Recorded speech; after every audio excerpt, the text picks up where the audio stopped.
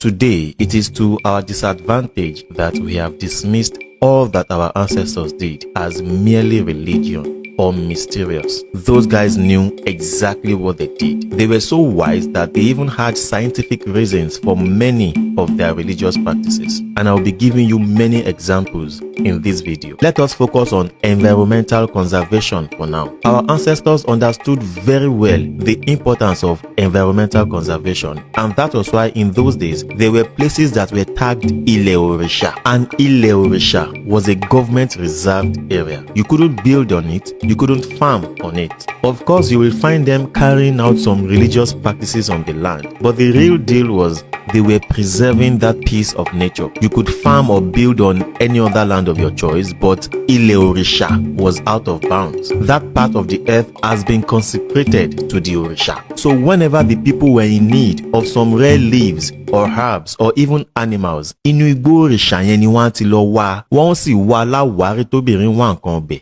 Ọgbọ́n àwọn baba ńlá wa ni láti pe ibì kan ní ilẹ̀ òòṣà. Ká má bàa bà gbogbo ilẹ̀ jẹ́ tán nítorí pé a fẹ́ kọ́lé. Wọ́n kàn fi kọ́ òòṣà lọ́rùn ni láti fi lè dẹ́rù bà àwọn ènìyàn, pàápàá jùlọ àwọn aláìgbọràn. In those days, there were certain forests called Igbo Aiwo, Atunwa ní Igboro, a ní Igbodu, a ní Ìgbàlẹ̀ àti bẹ́ẹ̀ bẹ́ẹ̀ lọ. You don't hunt in these forests. You don't kill the animals there. You don't harm the trees. You dare not go to Igbo-Osun in Osogbo, for example, and kill the monkeys there. You can't touch the fishes. You can't touch the leaves. You can't even harm the trees. Èèwọ̀ ni, because it is a sacred land. But more than that, the real thing is that that piece of nature is being preserved. It wasn't just religion. It was a fusion of religion and science, as we have in so many other civilizations. So what else is environmental conservation if not that? Tá a bá fi gbogbo ilẹ̀ kọ́lé tán, tá a sọ gbogbo ìgbẹ́ dọ̀nà, níbo ni ká wá àwọn ewé àtegbò tí Olódùmarè dá fún lílò wa lọ? Just like the old rhyme that says, mo pa ẹyẹkẹ́yẹ, mo pa àfìkáfè, mo mú fún nànà, nànà láì ń jẹ yìí,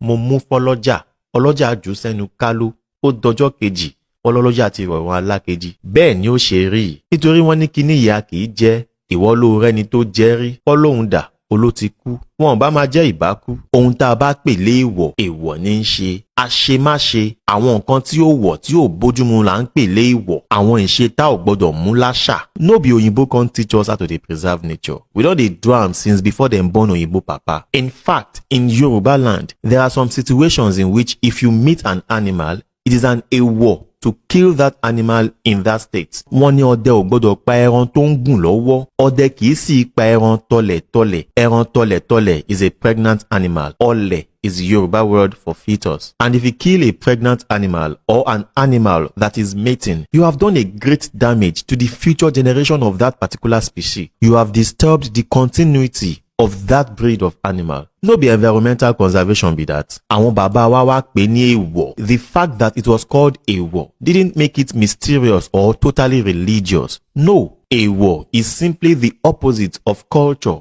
Àwọn nǹkan tí ó wọ̀, things that we must not do because they have harmful consequences. This environmental conservation thing is even found in Ifá, and one Ifá verse that talks about it is the Odu, Ọ̀kànràn wọ́nrín wàá ṣeré.